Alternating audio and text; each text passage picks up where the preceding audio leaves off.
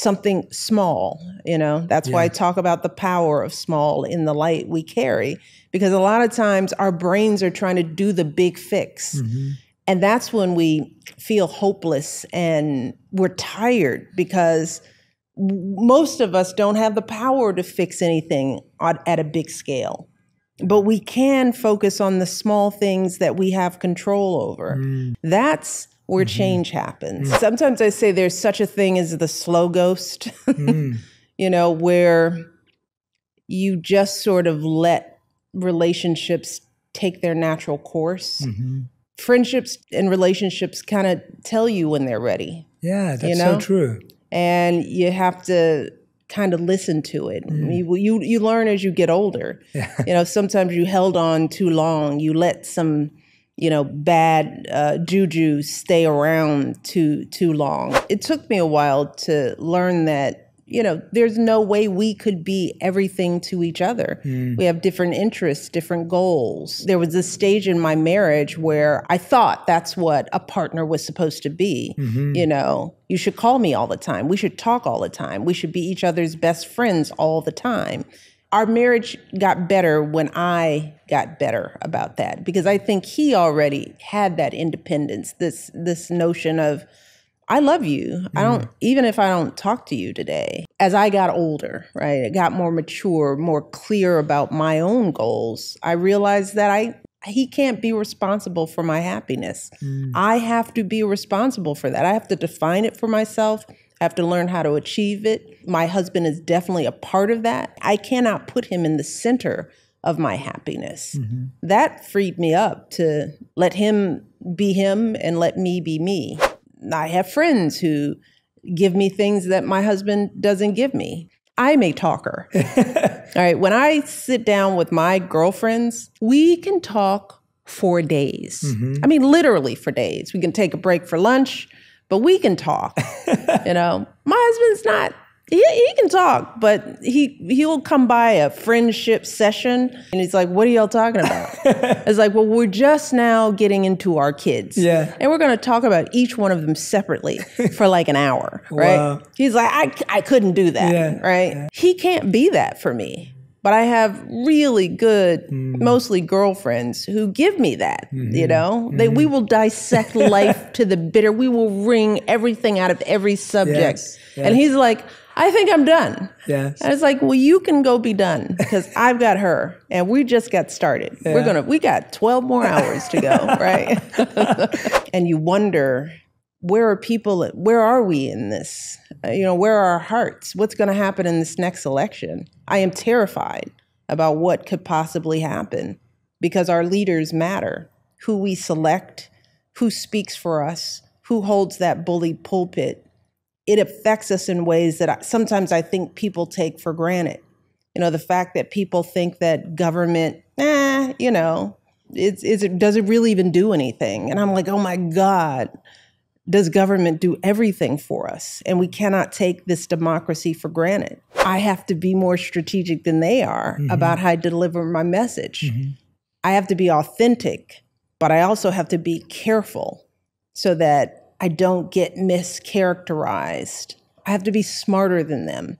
That doesn't mean I stop, but I had to regroup for a minute there and really evaluate, how am I going to regain control over my narrative and communicate in a broad way, right, that allows me to be heard, especially as a Black woman. Yes. That was a learning curve to me. I mean, I think my belief in how important it is that stories connect us, that was there. I learned that in life. But learning how to do that on the public stage, I learned the tricks and pitfalls of it in my first campaign. Yes. For Barack and I think you should be clear about that, because the other thing is that when we hold on internally to an expectation of the other person, we don't even share it.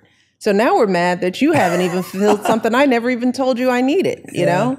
That takes time and it takes work, which is why marriage is hard, right? Because you'll have the tendency to live in your head and live out the image of what you want them to be. And you haven't even communicated that to them. That's just one little fraction of the challenge of marriage and friendship and all of that. It's hard. It takes time, but it's worth it. First of all, pick well. Pick somebody you respect and like. Start there, right? And then remember that that's who they are. And then understand that with that, they are going to be, and you are going to be deeply, deeply flawed. And you're going to make a whole lot of mistakes, right? But in the end, you can look that person in the eye and you go, you're still the person that I like and love and respect, and we can figure this out. I talk about this journey like climbing Mount Everest. You start out at base camp and then you hit these summits along the way. Everybody starts out the journey ready, you know? They think, I'm gonna make it to the top. And then you start the climb, and some people are ready for it and some people aren't. And it's surprising that you learn along the climb who's really ready. And there are people who just emotionally, physically can't go the whole way. They run out of oxygen. They weren't fit for the climb. And one of the hardest things is like when you discover that, I mean, do you stop? Do you go back because there was one member that wasn't ready?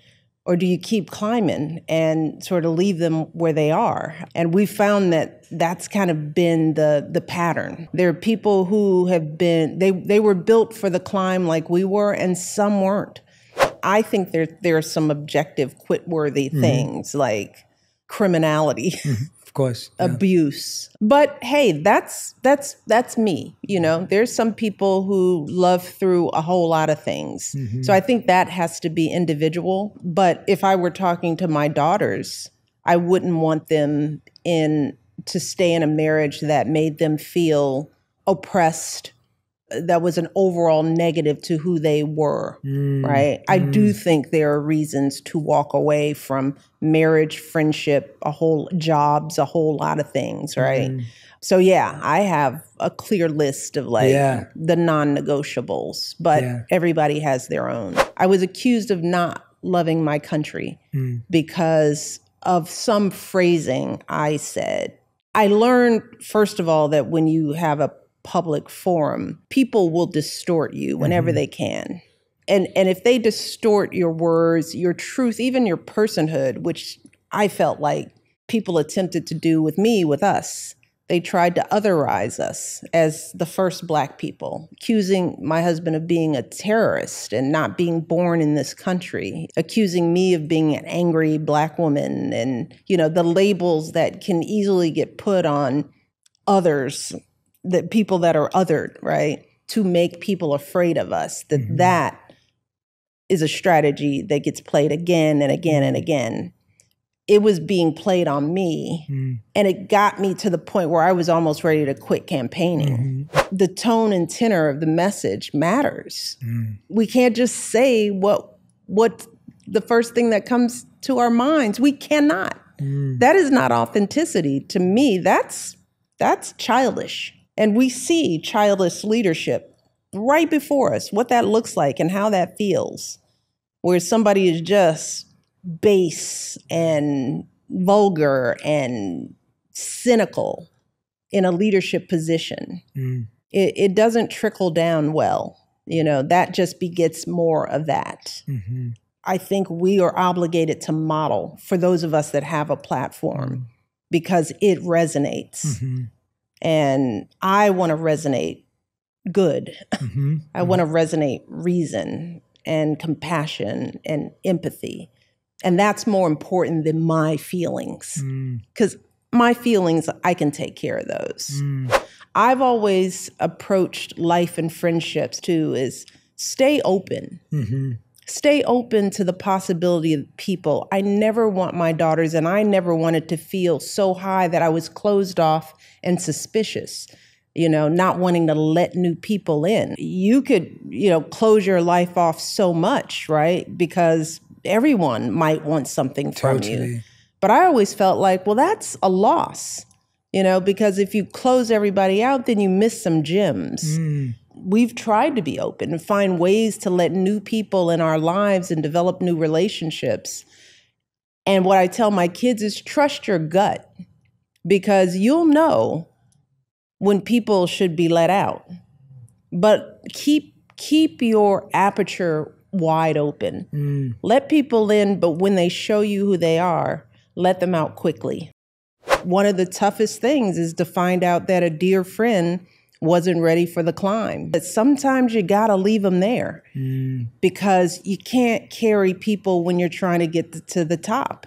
It slows you down. But there's, survivor's remorse that comes with it. And I know a lot of times when I talk to kids and I see them well up, I see in them that struggle, that they've reached a point where they've left people they love behind and they struggle to figure out how to weather or how to maintain those connections, and it becomes hard and it's draining. It is one of the greatest challenges when you are pursuing a life that is drastically different from the one that you come from. If you want to make it, you've got to make some hard choices about what to do with your life, or you will not make the climb yourself. And then everyone loses. And then everybody loses.